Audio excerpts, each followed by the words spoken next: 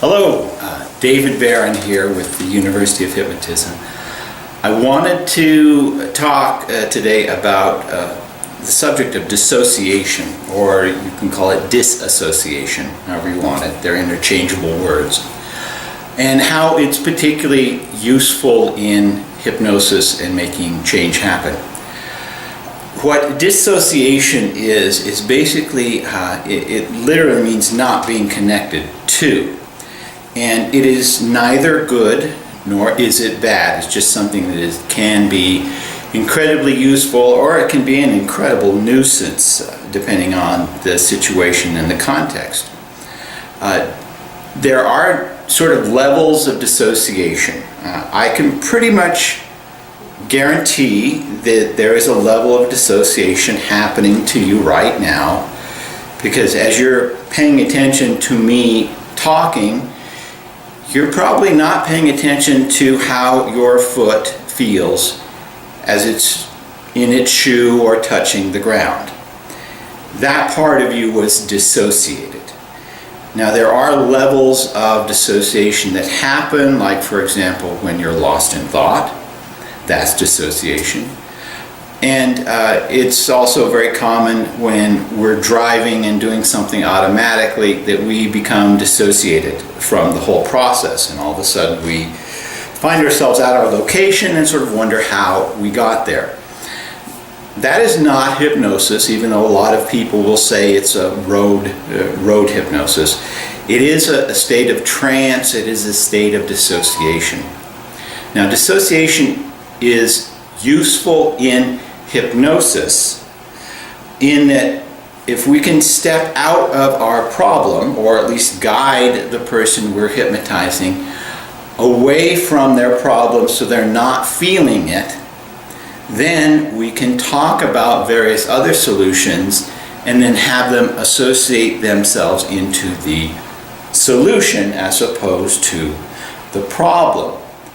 And as I mentioned, there are levels and degrees of dissociation. I don't want to confuse you with what's called dissociated identity disorder, where people have different personalities that are separate from one another. Sometimes it's been referred to as multiple personality disorder. So that's not what we're talking about. The difference between hypnosis and trance, I've talked about this a little bit. The difference between hypnosis and trance is somewhat subtle. They're both dissociated states.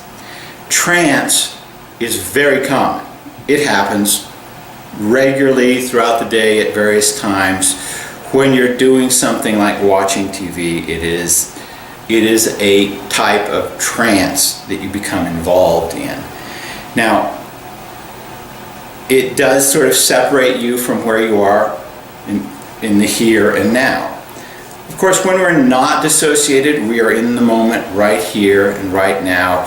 But any other time, whether we're lost in thought or absorbed by a problem or worried about something happening, we are to a degree dissociated.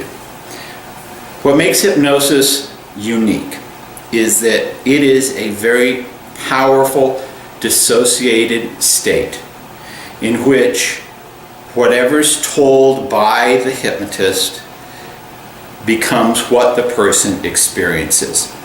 It is very much like being involved in reading a book or watching a movie, but being so involved that it changes you on the inside.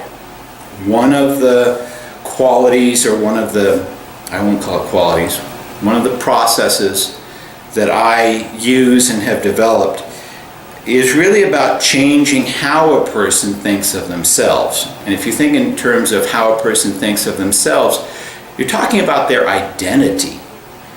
So literally, if you're changing how a person thinks of themselves, you are changing their identity. They will still have the same name, they will still have the same awareness of the past, they will still have the same memories, but they will not be the same person.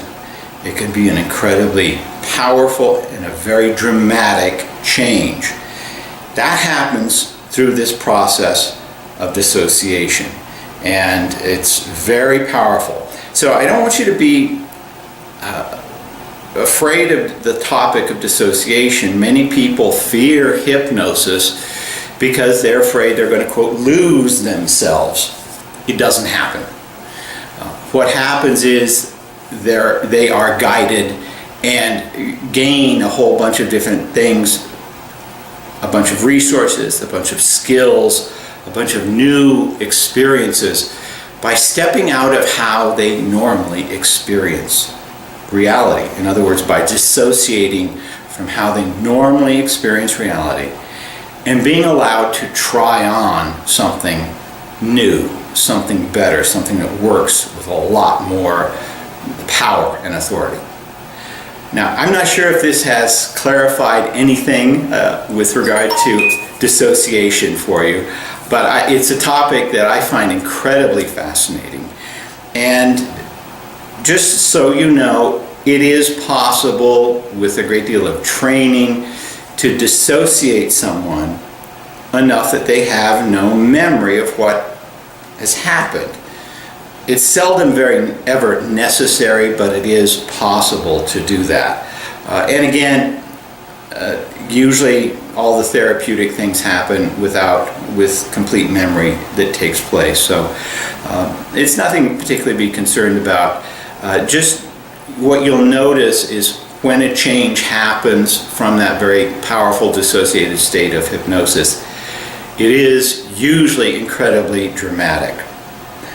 I always make a point when I'm working with a client to go for the wow. In other words, when they're done with the hypnosis, they open their eyes and they go, wow, what was that? And while I don't get it all the time, I get it a lot. And that's a sign of how powerful the change was. And it is all a result of being able to dissociate the person from their problem and then associate them into more of a positive solution state. Again, I hope this has been useful. Please, if you have any questions, give me a call, contact me, post something in the instructions below, and I would love to talk more about this. So you're entirely encouraged to give me a call and ask some questions. Take care. Thank you much. Bye.